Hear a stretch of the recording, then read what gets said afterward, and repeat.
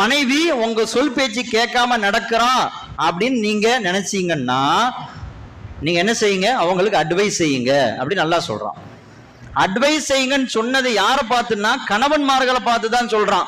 சமுதாயத்தை பார்த்து சொல்லல, குடும்பத்தை பார்த்து சொல்லல. அப்படின்னா என்ன அர்த்தம் தெரியுமா? கணவன் மனைவிக்கு இடையில் சின்ன சின்ன மனக்கசப்புகள், பிரிவினைகள், ஏதாவது ஒரு சின்ன சங்கடங்கள் வருகிற பொழுது மூணாவது மனுஷன் உள்ள போகக்கூடாது.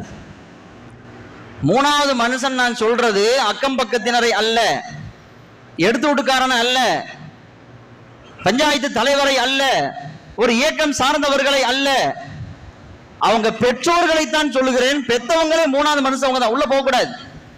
அல்ல யாரை பார்த்து சொல்றான்? கணவனை பார்த்து சொல்றான்.